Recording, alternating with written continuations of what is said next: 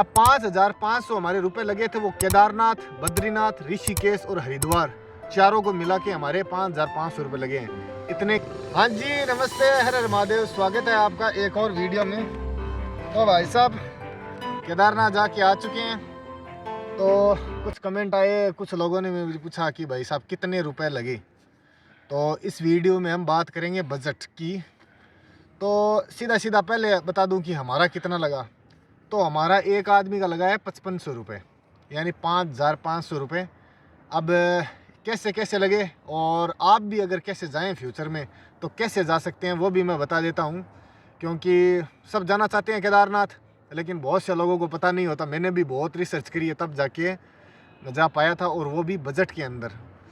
अब 5,500 हमारे रुपए लगे थे। वो केदारनाथ, बद्रीनाथ, ऋषिकेश और हरिद्वार चारों को मिला के हमारे 5,500 रुपये लगे हैं। इतने के अंदर हम वहाँ पे 8 दिन की ट्रिप मार के आए हैं भाई साहब। अब देख लो। तो मैं राजस्थान से हूँ, तो राजस्थान से हम सबसे पहले, अगर आप भी कहीं से भी हो तो आपको सबसे पहले जाना पड़ेगा हरिद्वार।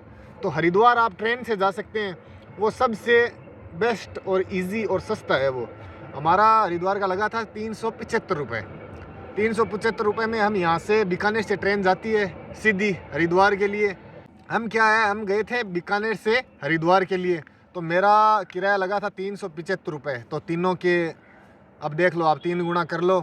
फिर हम हरिद्वार अगर आप जाओ ना, हरिद्वार जाने के बाद में वहाँ पे एक दिन आपको रुकना पड़ेगा। लेकिन मेरी मानो तो आप रुकना धर्मशाला के अंदर। 100 रुपये पर पर्सन लगता है वहाँ पे। कोई भी धर्मशाला के अंदर आप रुक जाओ। लेकिन हमारा तो इतना भी नहीं लगा, क्योंकि हम समाज के धर्मशाला के अंदर ठहरे थे। तो हमारा तो 150 रुपये तीनों का लगा था, 50-50 रुपये। फिर यहाँ से रुकने के बाद में नेक्स्ट डे आपको निकलना है हरिद्वार से सोनप्रयाग के लिए। तो अब सबसे बड़ा क्वेश्चन होता है सोनप्रयाग के लिए बस कहाँ से मिलेगी। तो सोनप्रयाग से आपको बस मिलेगी, सोनप्रयाग का रोडवेज बस स्टैंड है, उसी के जस्ट थोड़ा से आगे आप पैदल जाओगे ना, वहाँ पे प्राइवेट बस लगती है। ध्यान रखना, सरकारी बसें बहुत ज़्यादा नहीं हैं, लिमिटेड चलती है। 2 से या 3 सरकारी बस चलती है, इससे ज़्यादा नहीं चलती है। तो आप वहाँ पे जाना। पहले किराया होता था 500 रुपये, लेकिन अब किराया है 550 रुपये। जी हाँ, अब किराया बढ़ चुका है। और शायद अगर आप 2024 के अंदर प्लान कर रहे हो जाने का, तो मेरे हिसाब से 600 रुपये भी हो जाएगा। तो सोनप्रयाग का वहाँ से आपको लगेंगे लगभग 9 घंटे लगेंगे, इससे ज़्यादा नहीं लगने वाले। ऐसा है कि अगर रास्ते में लैंडस्लाइड मिल गई या बारिश का माहौल है तो आपको 10 से 12 घंटे भी लग सकते हैं वहाँ पे। तो हम तो पहुँच गए थे लगभग 8.5 घंटे के अंदर वहाँ पे पहुँच गए थे। किराया लगा था 550।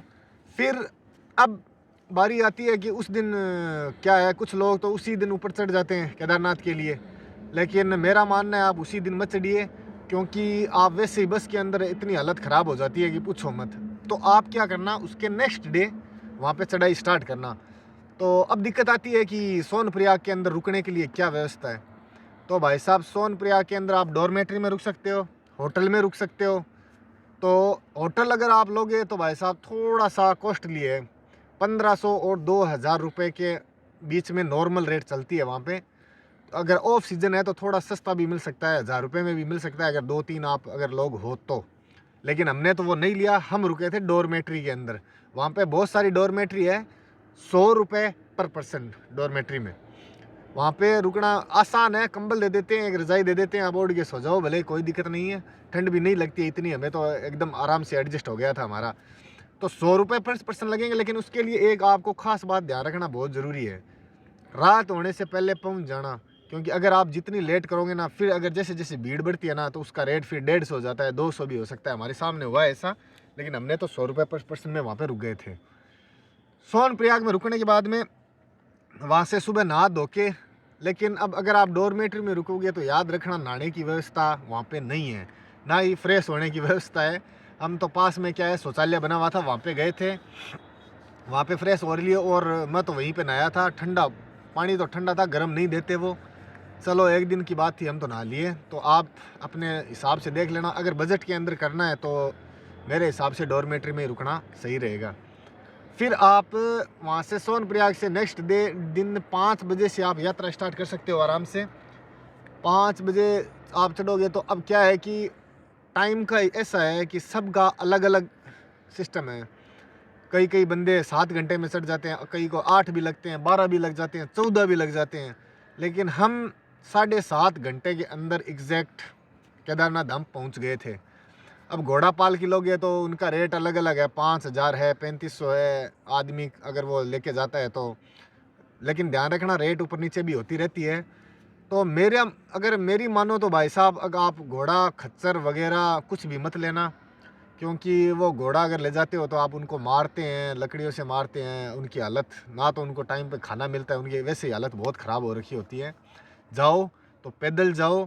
और पैदल चढ़ने के लिए सबसे बढ़िया बात ये है कि अब जैसे आप 1 महीने बाद में जा रहे हो तो 1 महीने पहले ही आप ना स्टार्ट कर देना पैदल चलना। सुबह 4-5 किलोमीटर डेली चलो, बहुत आसानी से चढ़ जाओगे। जैसे हम चढ़े थे 7.5 घंटे के अंदर ही चढ़ गए थे। और रवि को अगर अकेला छोड़ देता तो ये शायद 7.5 क्या 7 घंटे से पहले ही पहुंच जाता। लेकिन हम तो वैसे ही चलते तो थे नहीं, हाँ, लेकिन एक्सरसाइज वगैरह वो वैसे ही चल रही थी हमारी, तो टाइम से हम चढ़ गए थे। अब वहाँ पे बारी आती है चढ़ने के बाद में, यहाँ पे आपका कोई खर्चा नहीं लगा।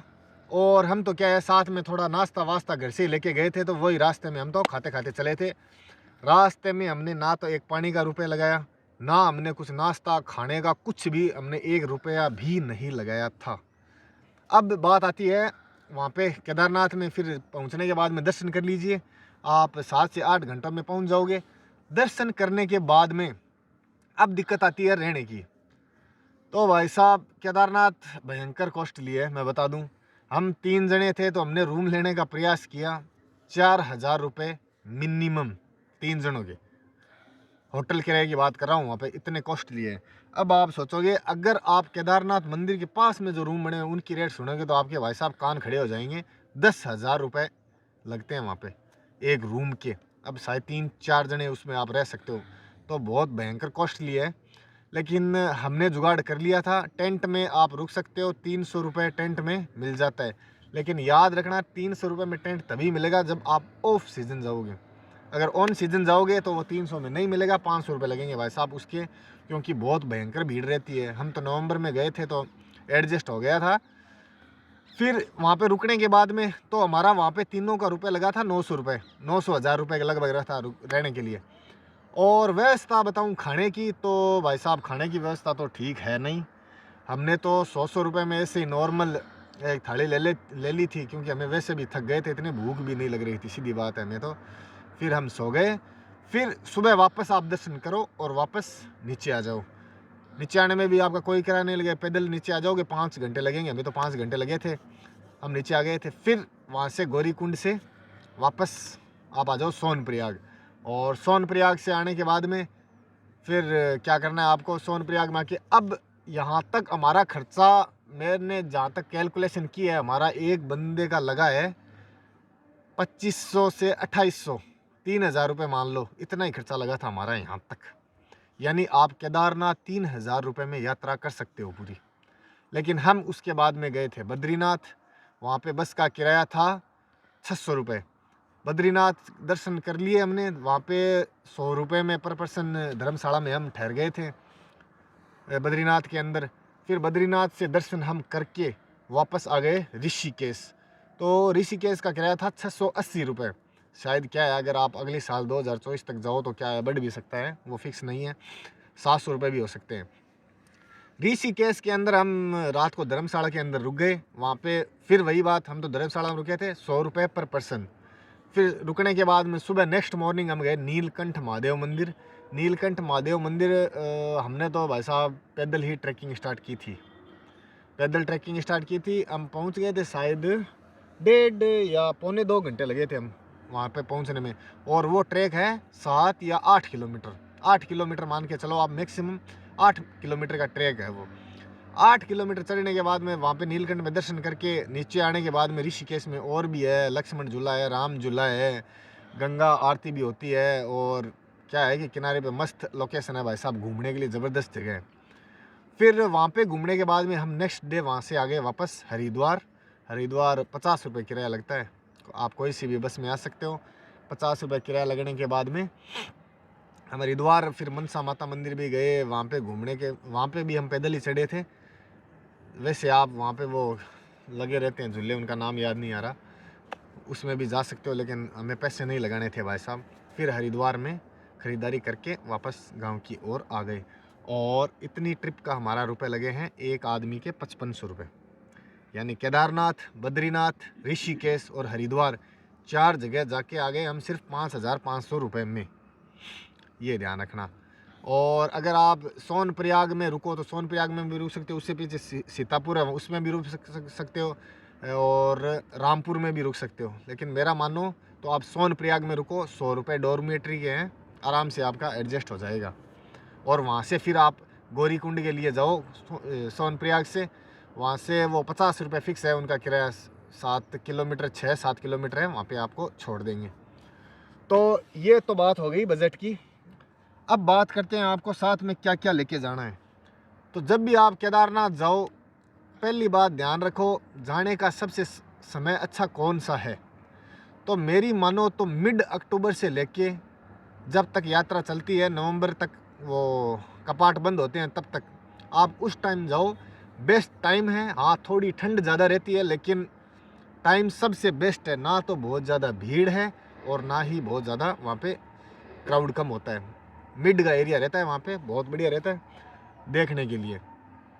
और साथ में अब क्या क्या लेके जाना है। साथ में ले जाने के लिए भाई साहब जैकेट ले लेना बढ़िया सी, क्योंकि बहुत भयंकर ठंड होती है। माइनस से 5-7 टेम्परेचर था वहाँ पे, तो हालत ख़राब हो गई थी हमारी।